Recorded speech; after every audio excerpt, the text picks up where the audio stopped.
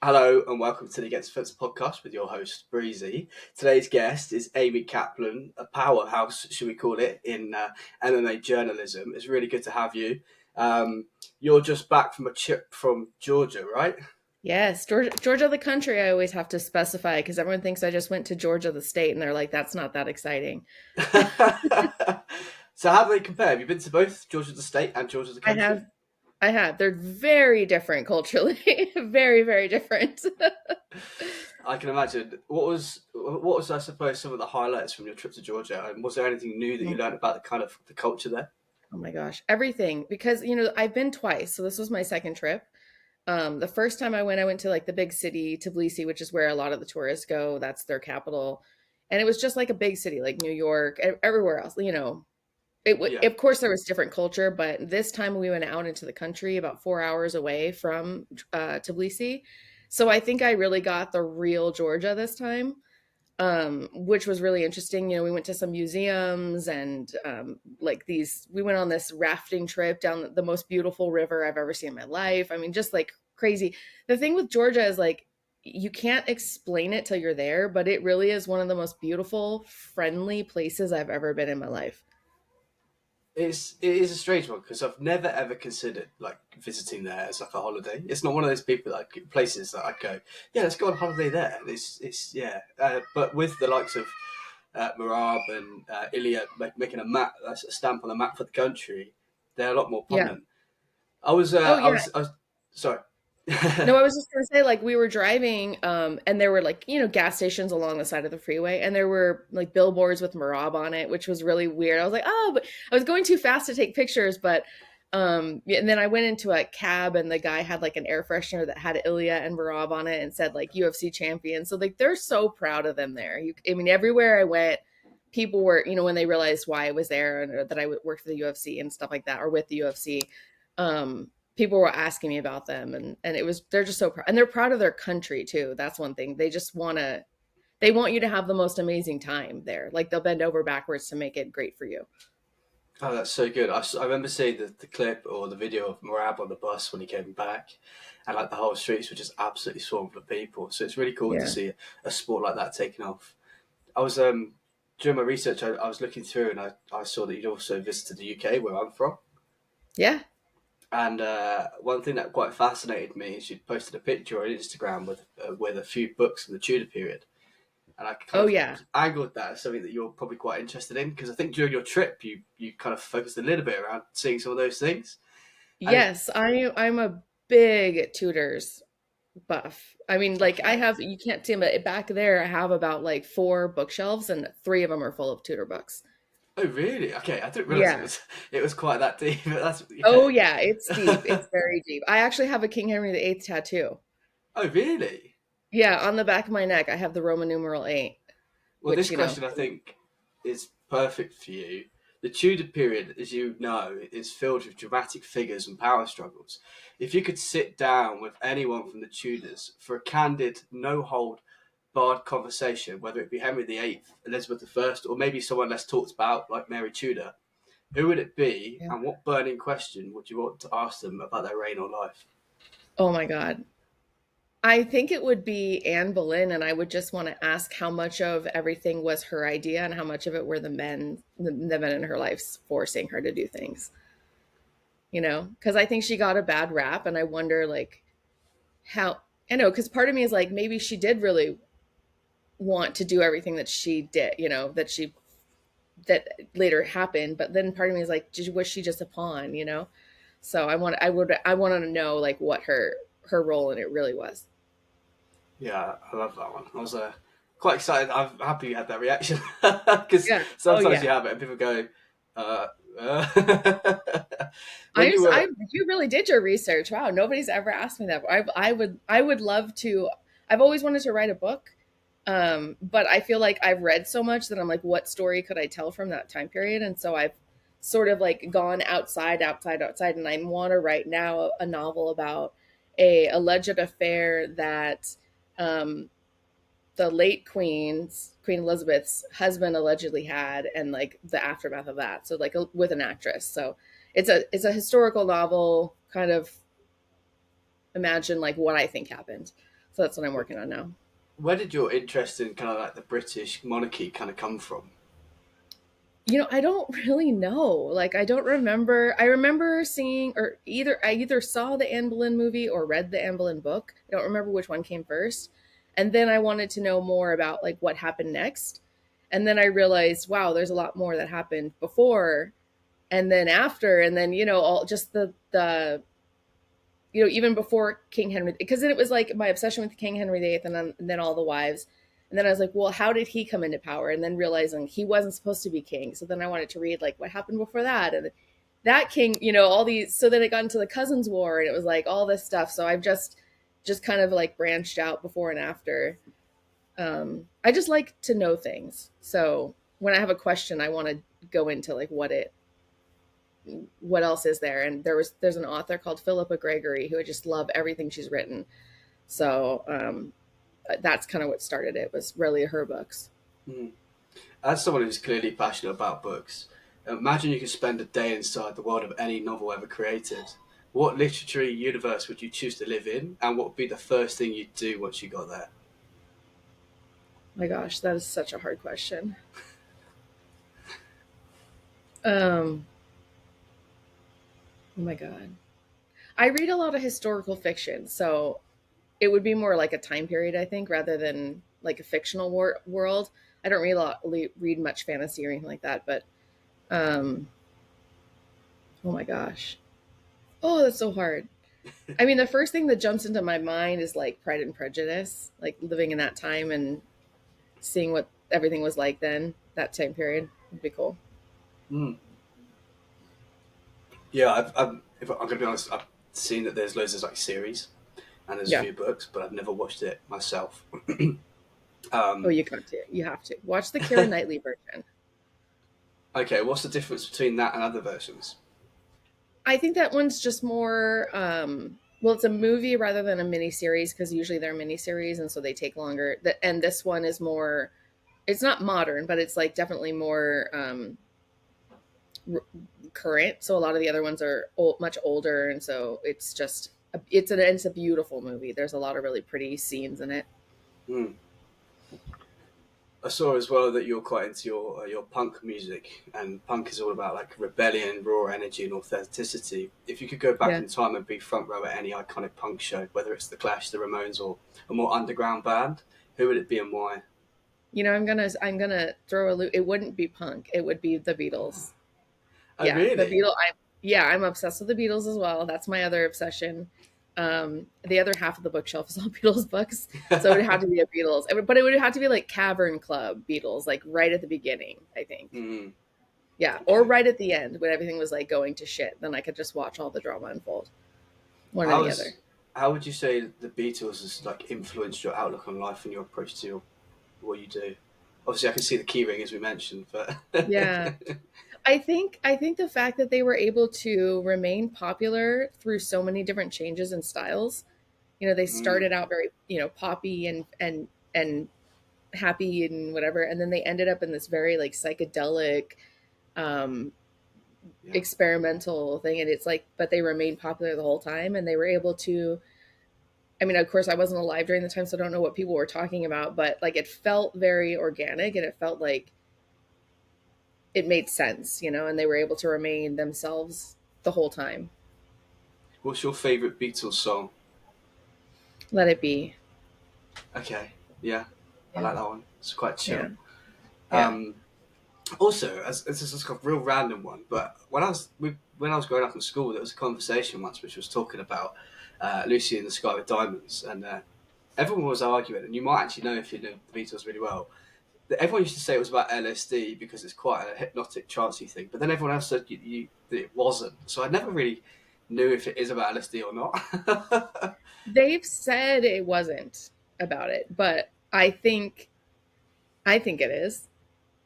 You know what I I mean? mean, it Like, makes I think that the sense. birds are going to say no. They're not going to be like, yeah, it was about LSD. I feel like they say no, but yeah, why not? If that's the interpretation that so many people got from it, then Hmm. who cares what the actual point of it was? If that's the way that people took it, like that's Mhm. the message people got from it. So MMA isn't just the only sport that you're into, I saw that you're quite a big Dodgers fan, which comes with its fair share of highs and lows. If Oh you yeah. could relive one unforgettable Dodgers moment, which one would it be and why? Well, I know exactly what this is so easy. Sean Green, and I forget the exact details. Sean Green, I believe, hit 4 home runs in one game or runs in one game, something like that. And I remember I wasn't at the game. I was driving in a car. We were listening to it on the radio. So I feel like I would want to see it because I got to hear it and live it that way, but I would love to see it in person. That is brilliant. Yeah, I really like that one. Really, yeah, that's brilliant. I've never really got into baseball myself. We've got like cricket, which is like a quintessentially British kind of sport, and Yeah. I know they're similar. But the idea of I don't know trying to hit the ball, yeah, I can't do it. We've You got know, it's rounders, I suppose. It's funny because here it's very controversial too, because a lot of people think it's boring, and I understand that it probably is boring for people. You have to fall in love with it in person, I think, before you can really watch it on TV, because it's hard to watch on TV if you're not like already into it. It's not exciting, but Mm, I like sports that, and I think MMA is like this, where like it's one moment that can change the whole turn of it, where so you're holding your breath waiting for that moment, and it's like that with baseball, it's like, and with something like basketball, which I don't like, it's so much scoring that it doesn't get mm. exciting till the right at the end, when it's like that's when those scores matter, where like the whole game you're like, well, I mean, you can score like 100 more times before the end of the game. So it's like not exciting to me. Whereas there are people that love that because it's so fast, and they don't like baseball because there's not enough action. It's like you you like one or the other. I like that because we've got, and a lot of people can find it boring. We've got like a contrast here between soccer or football, as we call it, and rugby. Whereas rugby is like Yeah. a really fast-paced, action-packed kind of hitting contact sport, and football is can be quite a slow game sometimes. But it's the suspense and the build-up that leads to the goal which provides the excitement. And I guess baseball's the same, where you're waiting for someone. They hit the ball and you're watching it go, and then it goes, and everyone goes mental, right? Yeah. Yeah, That's how it is with that's baseball, because you watch it fly and they're like, is it going to go out? Is it going to be a foul? Is it going to be a home run? Like, what is it? So that's yeah, exciting. I love that. You've been covering MMA for a while now. Do you Yeah. remember the first ever fight you ever watched, and how did it make you feel? Yes. I remember because I did not watch before I started covering it. So I never saw it on TV, Right. never saw a single thing, never, I didn't even, I mean, I was still, when I walked into a fight, so I went to Bellator 131. It was Tito versus Stefan Bonner, I believe. And I didn't know who either of those people were. Like their names meant nothing to me.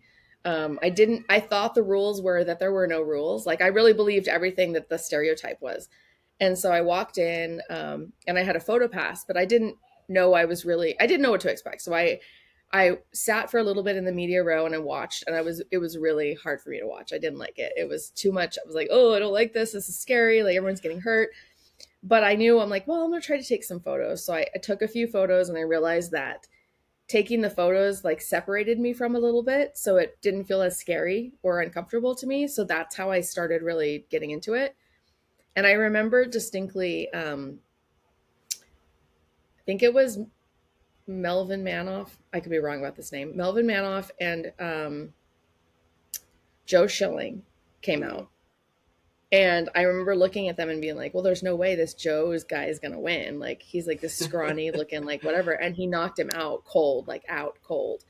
And then I was like, okay, this is interesting. And then I went home and Googled like a documentary on the sport because I just wanted to learn more. And then I saw the whole weight cut thing, and I was like, they did this after doing that? Like, so that's how I fell in love with it. And I just, like I said, like if I get into something, I really get into it and I get obsessive. And that's how I Mm. was with MMA. I just started watching every documentary, asking all my friends what fights should I watch. And then I went back and watched some old fights, and I just fell in love with it. As someone that kind of sits between the two, what's the most unexpected thing you've kind of learned from a comparison, I suppose, between MMA fighters and celebrities in that kind of entertainment industry? I mean, the accessibility to MMA fighters is crazy. The fact that I could just DM one and they're gonna respond most likely. I mean, obviously Mm. not like Conor McGregor, but Actually, he did respond to one DM, and I was like, "What?" um, but yeah, just the way the fans have access to fighters more than a celebrity, I think is really unique, and even other athletes. You can't, you know, you're not going to walk through a casino and see fighters like walking out. I mean, you're going to go in a casino and see fighters walking around after their fight, but you're not going to go to a casino and watch like see NFL players like walking around after the game. Like everyone goes into hiding, you know. Um, so I think that accessibility was something that really surprised me, was how easy it was to just interact with the fighters, which I think is really unique. Yeah, and you're front row to those fighters once they've won the event, so energies can be super high or super depleted depending on how the fight went, and they're full of endorphins and what's the word I'm looking for when you're adrenaline. There we go. Yeah. And it Yeah. can be quite chaotic. What's the wildest thing that's happened to you whilst cage side? Hmm. I mean, I remember a fighter one time after the fight came to me and was like, "Did you see me wink at you?" And I'm like, "No. Why are you winking at me?" Like I saw you out there and I winked at you, and I'm like, "You're fighting." So I didn't see it, but he had said that, and I thought that would, if I had seen that, that'd been really wild. There was a, Jean Silva. Hmm. He had a fight recently in Denver, and I was sitting front row, and he kept like doing things like interacting with me between rounds because I was right Hmm. there by his corner. So like before when the corners left and before like the few seconds before it starts, he would like wave or like do like a weird little like, and I'm like, "What are you doing? Why are you?" So that was kind of wild. And he would point, like he was doing like the Holloway thing where he would like he was pointing, is like, "I'm gonna get him down, I'm gonna get him down," like to me, I'm like, "What are you?"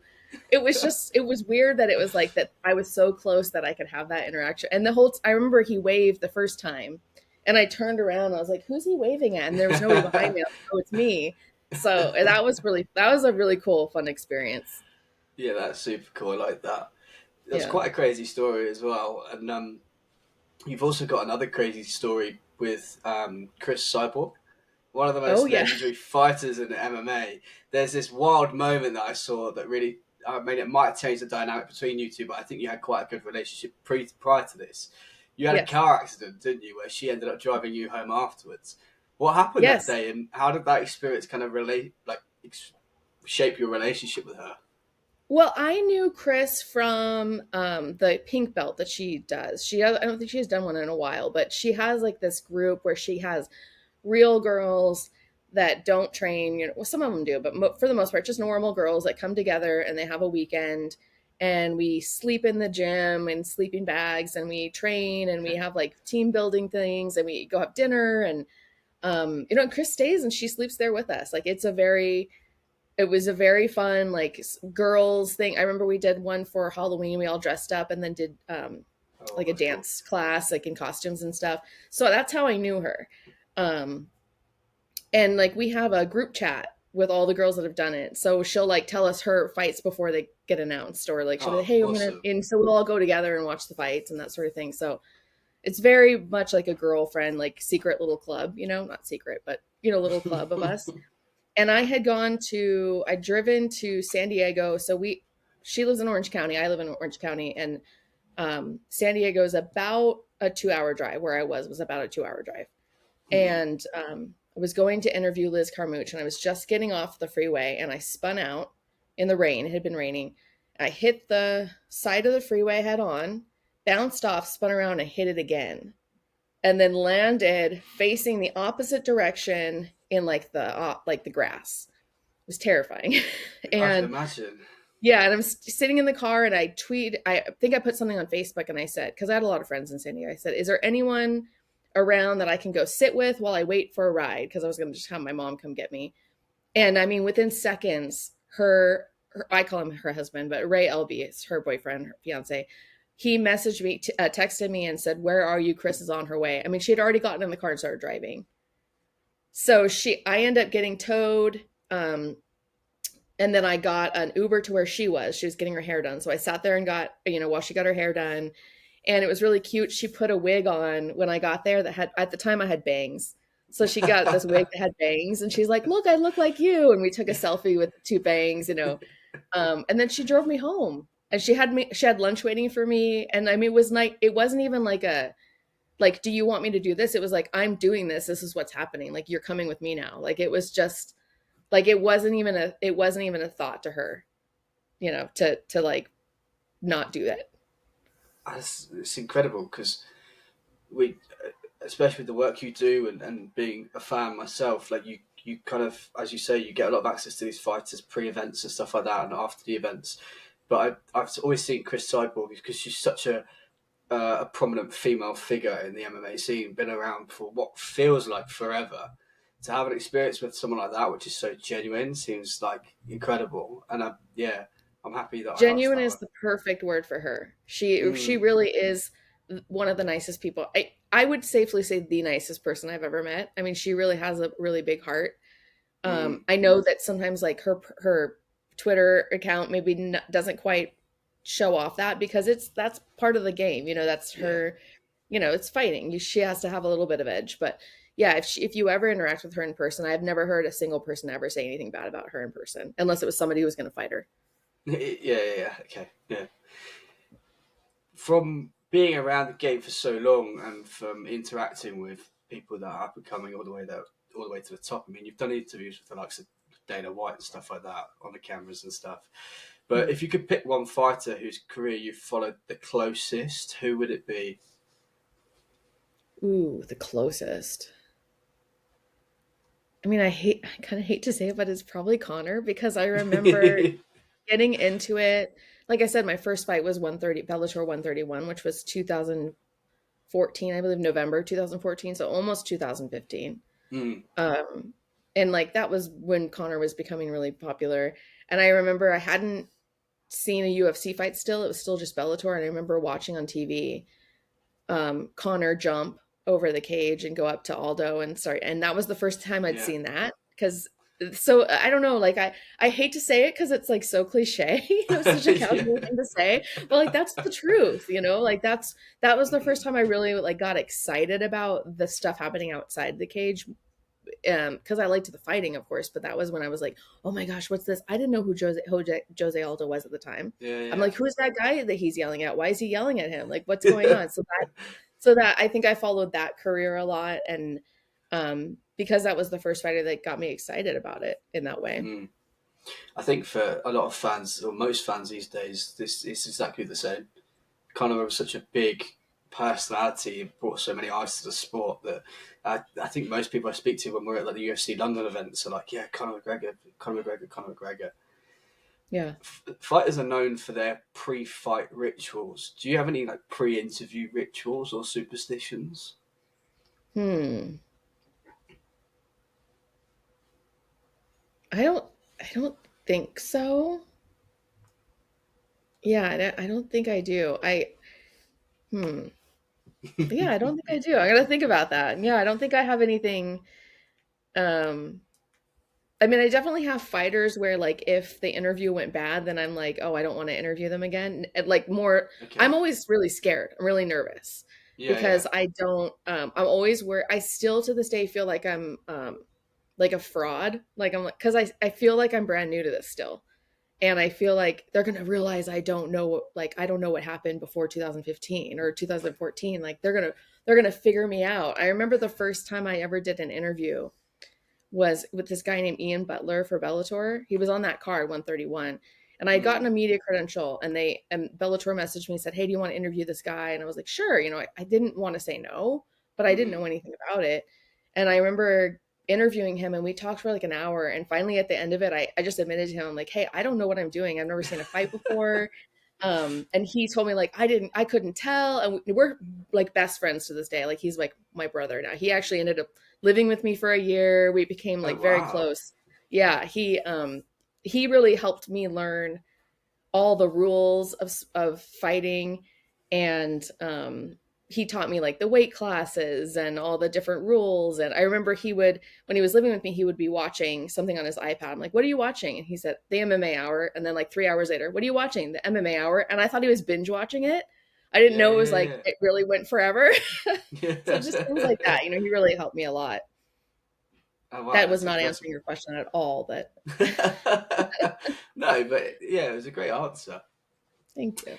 One thing, so we're proactively against the fence trying to kind of get that press media credentials, and we've spoken to the relevant people now, and we've got coverage. Well, hopefully we'll have someone present at UFC London next year.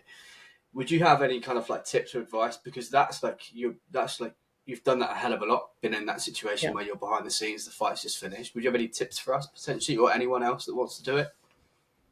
Yeah, I think for me, it took me a while to kind of realize like the process of it. The UFC is very organized and they're very rigid in a way that is unlike any other promotion, which is good and bad.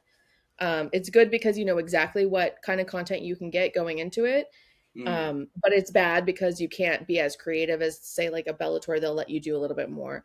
The UFC, you kind of have to decide if you're only one person. You kind of have to decide what you want to get. Do you want cage side? You know, the videos of them walking in and out. Do you really want to experience the front row fight, or do you want to be in the back talking to the fighters, because it's hard to do both. okay. um I got to the point where I was kind of, I don't want to say over it, but I really enjoyed talking to the fighters more than just sitting there and watching the fights. I've done it enough at this point. It's not special and exciting to me anymore. I still do go out there occasionally when there's a fight I really want to see, but for Yeah. the most part, I really enjoy just sitting in the back. I can watch it on TV. And then because you don't know when the fighter is going to come back, they can just Hmm. come back when they're done with medicals or done with their interviews. And then I get to interact with them that way. I really enjoy that part. So you kind of have to decide which one you want to do. Um, Hmm. and then, and you can go back and forth, but for the most part, I try to choose one or the other for an event. Do you normally do it yourself as an individual? Yeah, I don't have any How, help. I've always done it by myself. I mean, that's bonkers thinking about it because Yeah. we've been given the potential credential for one person, and to think like getting setting up, taking the video, editing the video, putting the video out, like it's quite a lot for such a short time frame. Is Yeah. there anything very simple potentially that you've got on like your laptop or something like that that sped it up or made like change the process for you massively? Yeah, I wouldn't say. Well, I sit next to. I'm going to shout him out because he has helped me so much. Kenny Hathaway. He is MMA Junkies videographer. He Okay. always sits next to me. That's one thing is you'll get an assigned seat, so I'm always assigned next to him. We joke that we hate it. We like argue like an old married couple. It's funny, but we sit next to each other at every event. But he helps me so much. So he's helped me to kind of streamline my process. He's helped me like find the right microphones and the right cords and the right programs on my laptop. Like everything is done by Kenny. So anything I'm going to tell you now is all Kenny's doing. But generally, what I do is I have a two or three memory cards. I'll hit record. I have the tripod. I'll hit record at the beginning of the interview. As soon as they're off the stage, I take that out, put it in, put the next fresh memory card in, and then there's usually enough time to do the editing between the next fight. But Okay. you have to remember, or next time the guy comes in. But you have to remember, you're also still trying to watch the fights. Hmm. So it's you really have to use your ears and not your eyes, which is one thing that people when I tweet, sometimes I'll say something and then they'll be like, "Oh my god, I can't believe you said that." I'm thinking like, "I'm only listening. I'm not seeing this." So sometimes I'll get stuff wrong because if you're hearing it and you're hearing the commentary, sometimes it's not correct or um so you have to really learn to multitask and then while the fight's going on, I'll be editing, get it up on YouTube. I have templates where I just toss the lower third on there with the person's name, and I have the templates made ahead of time for every fight on the card, and then I just pop in whoever the winner is, and then I just pop it on YouTube. I try not to be. Kenny would hate this, but I don't do like the audio. I don't check to make sure the levels are this and that. I just put it up, you know. Yeah, So that's what yeah. I do. The social media part of kind of growing yourself as a brand as an individual can come with a lot of pros and cons. And recently, you faced some really tough moments online with online Yeah. bullying. What's been inspiring to me is the way that you've handled it, and then the outpour of support you've received from some big names in the industry. Can you talk about how this experience has impacted you personally and professionally? Yeah, online bullying. I mean, I've been bullied my entire life. You know, it's not anything new. I don't I have to say this carefully. It's of course I care what people say about me. Everybody does. You're Yeah. lying if you say you don't. Um, the average Joe on Twitter tweeting that I'm ugly or fat or stupid or a whore or whatever it is they want to say, that doesn't really bother me. I don't know who you Mm. are. I don't care about you, whatever.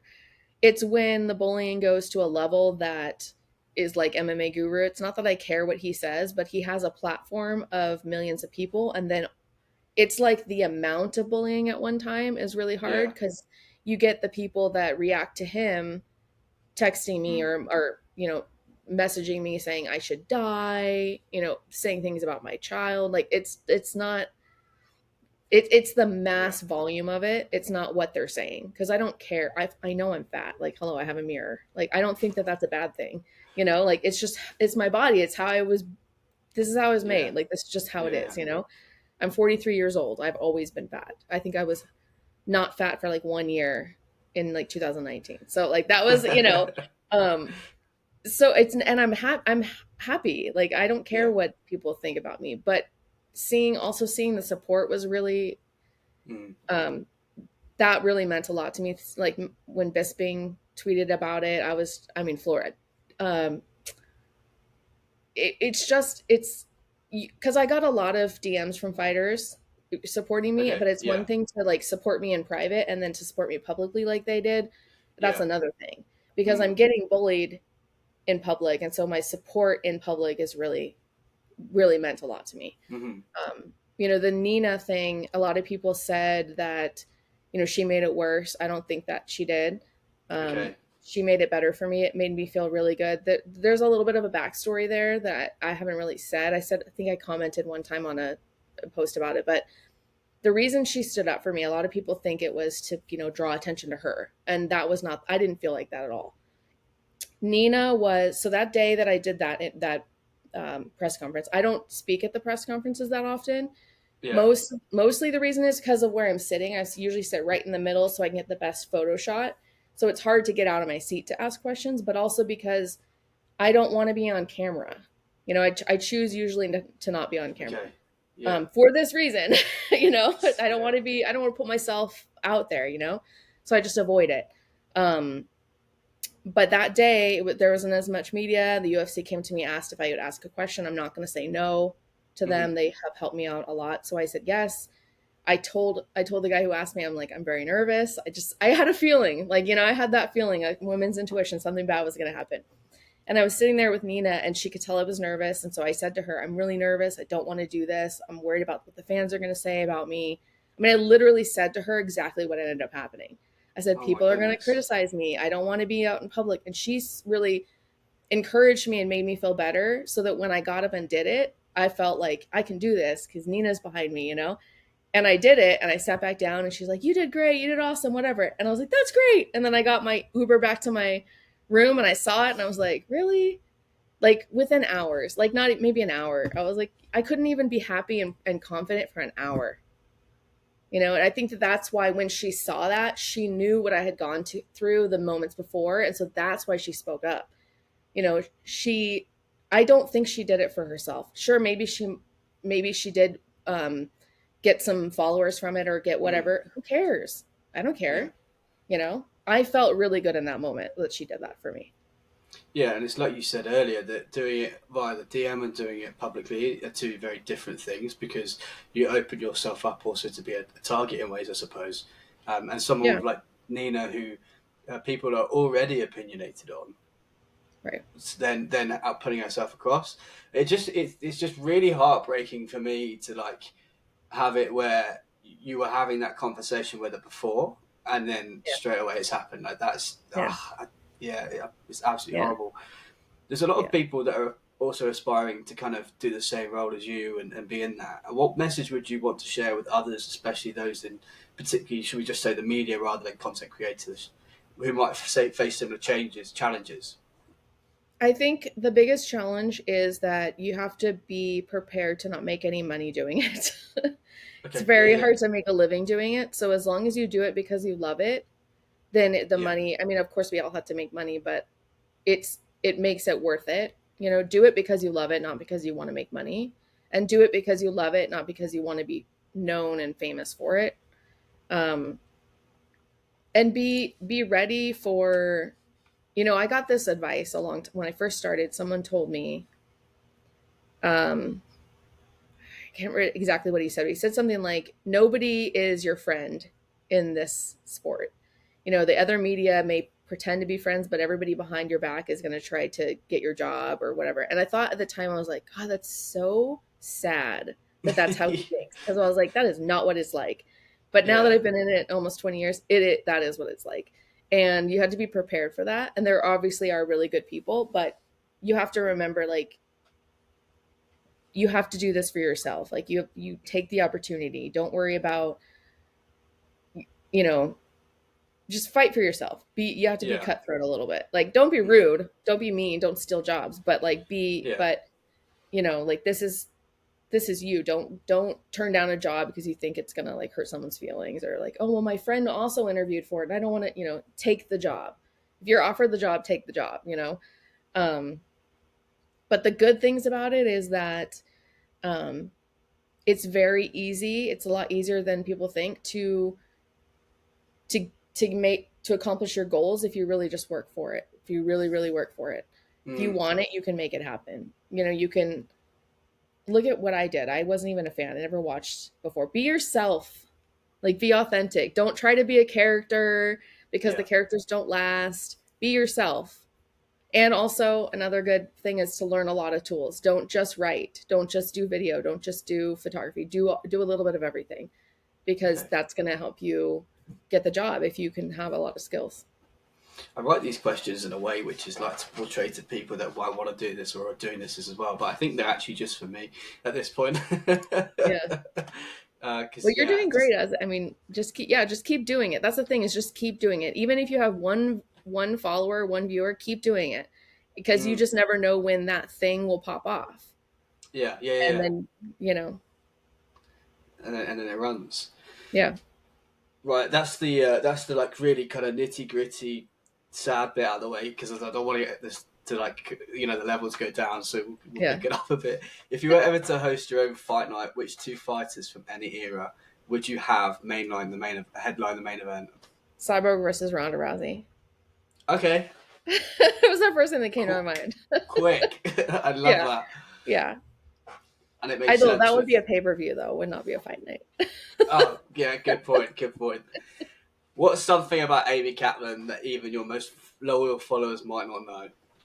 Hmm. I think people don't realize that I'm very shy. Okay. Like, I'm very shy. I think people, I obviously on Twitter I'm not, because I'm not talking to people. Like, I get very nervous interacting with fighters. Um, it's even, like I said, like with Nina, I was like, I'm scared, I'm nervous, I don't want to do Yeah, this. So yeah. like, I've stage fright. Like, I think people don't, they think it comes easy to me, or that I don't, but it's not. I'm terrified of it, and I'm like I said, I'm terrified that people will think I'm a fraud, and like somebody Mm. will figure me out, like I don't know what I'm talking about, like that kind of thing, even though I do know what I'm talking about. But I just feel like I'm going to say something stupid and everyone's going to be like, why are you here, what are you doing, so Yeah, they got it's imposter syndrome, right? yeah, yeah, That kind of feeling like you shouldn't be there, but you yeah, are. And I yeah, used to get that a lot. And the way that I coped with it was I changed the way I thought about imposter syndrome, and I changed it into making it into a mindset, which means that I'm growing myself because I'm not comfortable where I am, and that yeah, helped me massively kind of progress through that stage. If I ever have that, I think rather than thinking, oh shit, and now think, right, this is where we grow, and it kind of helped me. It's random, but yeah, I yeah, used to get it totally. as well. That's how I was when I first started covering the fights, like during the pandemic. And they had like because before they would have the fighters all, like for me today, they have them all in a chair, and you could go to each one individually and interview them, whatever. And that was fine, because I would just go to the ones that I knew, or the ones that like I looked nice, or like the ones I wasn't afraid of. So it didn't push me at all, because I could just do what felt comfortable. But then when the pandemic happened and everybody's just at a table and we're all interviewing at the same time, I just sat there quiet. I'm like, well, I'm just not going to interview them. I'll let everybody else do it. And it was probably weeks and weeks and weeks. And Kenny, I remember Kenny said, um, you're gonna ask a question today, and we're Mm, not gonna mm. say anything. So if you don't ask this question, we're gonna sit here really awkwardly silent with this fighter up there. And so I was like, oh my god. So I asked a question and I was like, oh, okay, I did it. And then I'm like, let me do the next one. So then it became like, now I ask, like, if John's not there, I ask the first question at every post fight, because I'm like, I don't want to stop doing that or I'm going to fall back into where I'm Mm. afraid. So now it's like naturally, like people, like everybody in the media room just know, like, okay, she's going to start it. So like now they're relying on me. Now it's like, well, now I have to do it, you know? I'm going to take that as your pre-interview ritual, is that you've got to be first. There you go. That is true. I don't like to go second or third because I'm afraid that all the good questions are going to be gone. And then I'm like, I don't have anything to say. So now I have to go first. Maybe second. If John's there, I'll go second or third. Or like if Oscar from Mac Live's there, I'll go second. But Yeah, yeah. shout out to Oscar. Yeah, as someone that's been doing this for what, about 10 years, particularly like the UFC side, the media's grown side by side with the UFC. Where do you see MMA media evolving in, say, the next 5 to 10 years, especially with so many platforms and personalities entering the space? Unfortunately, I see it going to a lot of content creators. I feel like it's going to be less and less media and more content creation because that's Mm-hmm. just the way everything is going in media. Everything is Mm-hmm. going to those quick clips on Instagram. That's what I'm saying. Like you got to be a jack of all trades. Like they always say that that's, you know, jack of all trades, master of none. Like I think that saying is stupid because in Yeah, this, at yeah. least in this situation, like you need to be able to adapt because there's people that don't write at all and they're fine Mm-hmm. because it's video now. But imagine there was somebody who only wrote and doesn't know how to edit a video or doesn't have a social media following or doesn't Mm-hmm. know how to take a decent picture or like have a good, you know, like you need to be able to adapt to wherever the industry's going. And right now it's all video, it's all short clips. Mm-hmm. Like podcasting has become really big. It wasn't really big when I first started. If I Yeah. wasn't, you know, you have to be able to adapt to that kind of stuff. Yeah, and I think in the last year or two as well, the one thing I've noticed is the amount of fighters or ex-fighters that are now podcasting. I mean, Demetrius Johnson's got a podcast. Henry Cejudo's now on with the Usman and stuff. You've got Yeah. the Show Me the Money podcast. They're Yeah. everywhere. I'm slightly jealous of their production values Oh, I compared to know. mine, but It's so distracting. Well, you know, I really want to do a podcast, not MMA related. Well, now I have an idea MMA related, but I'm such a perfectionist that I don't want to do it until I feel like it's perfect. And then that okay, just means I'll never do it because it's never going to be perfect. So I just have to do yeah, it eventually. But um, yeah, I get jealous too. When I see that kind of stuff and I'm like, oh, look at how great that is. Like the yeah, yeah. Schmoes podcast. He's got like this whole setup and a desk. And I'm like, oh, I want that. Yeah, yeah, yeah. Or even Yeah. like the dynamic of a McMalley podcast where he's got like Glover and Mike Perry. Like it's such a Yeah. weird dynamic, those three personalities, that it works so well that I Yeah. kind of love that kind of thing. Yeah. Say you've finished your career within MMA, what would you want to look back and the people that do tune into you kind of week in, week out when you're doing your press conferences and social media, how would you want them to remember you? I would want them to remember me as being someone who didn't just conform. Like I want to be known as Mm, somebody who was like true to herself. And even though I may piss people off with my opinions, like I never back down. And I want people to know that that I helped more women get mm, into the industry and help, you know, with the media side, obviously. yeah. Because it's really hard. I'm almost always the only woman in the room. Almost always. Mm-hmm. There's a few women that come to the pay-per-views, but overall there's no other girls there. So it's anytime I see a girl, I'm like, oh, there's a girl here. Yay. You know, I want people to know me as like the one that like, I want to be a girl's girl. I want people to know that like I helped women. Mm-hmm. Yeah, I love that. Yeah. Last question. If you had to step in the octagon yourself and cover Oh one no. round of fighting or never cover MMA again, what would you choose? Do I get to pick my opponent? Oh, Because I would pick a man that I know wouldn't hit me, and then I would do that. and then no. Let's go with. Let's make it scary. Let's go for Okay. Poatan. Oh no, he wouldn't hit me. He wouldn't hit me. He would not. He would um, not hit a woman. So I would pick that. No, I mean I uh, think. Oh, John I don't Jones. know who. Joe John Jonas. Jones. Oh, he would definitely hit me. Um, Mostly because he actually doesn't legitimately doesn't like me too. That's the other thing. Oh really? Yeah. Oh, you didn't see that? Yeah, he No. DM'd me and told me I looked like a witch and that I should fuck off. Oh, I think I That have was seen that fun. actually. Yeah, that was fun. That was a couple years ago. That was fun. Where'd that come from? So it was during the time when he had been arrested for the the Vegas Hall of Fame thing, and he Yeah, had tweeted. I had kept my mouth shut about the whole thing because like I just didn't want to ruffle the feathers. I was like, you know what, it's fine. Like everybody else is saying it, I don't need to say it. yeah, yeah, Um, and then he said he tweeted something about like the police report had come out that revealed that his daughter had requested the police to come. That yeah, that detail nobody really knew until that point, and I was like, oh, as a mom, I was like, this is not good. yeah, So again, I kept my mouth shut, even though I was like, oh my gosh, I want to say something so bad. And then he tweeted something along the lines of like, my daughters didn't know what happened. They didn't wake up till it was over, is what he said.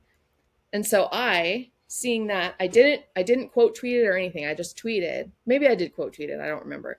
But I said, John Jones's girls are going to grow up thinking that this is how men treat women. Cause like, that's what yeah, yeah, happens. yeah, Like, that's the fact. That's just what happens. Obviously yeah, not yeah. every woman, but like statistically that does happen. And that's what he was replying to. So, but he Oof. DM'd me. He didn't do it, like he didn't reply to it publicly. So he DM'd me. I remember sitting there, speaking of Oscar, I remember sitting there at weigh-ins at the Apex when I got the DM. And I was like, Oscar, come here. And Oscar looked at it and read it. He's like, is that really him? And so we checked it to make sure it was his real account. And he said, please share that. Because I was like, I don't know if I want to share it. Like, what do I do? He's like, please share that.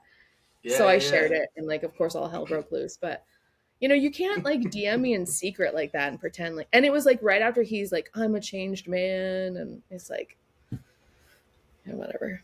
Yeah, it's the one thing for me that always rules them out of that GOAT conversation. Like, Me as too. MMA being the kind of sport it is, you've got to be a role model, man. Yeah, yeah, So, I agree. Tom Aspinall, come on, son. Yes. Yeah, Amy, thank you so much. I've really, really enjoyed this.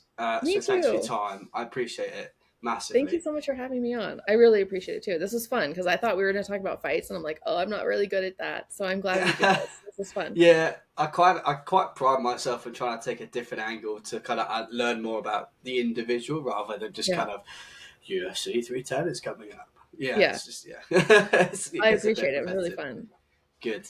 I'm going to drop all your links below. I'm sure most people that are watching this already follow you, but yeah, they're down there. Thank you so much, and we'll see you in the next one.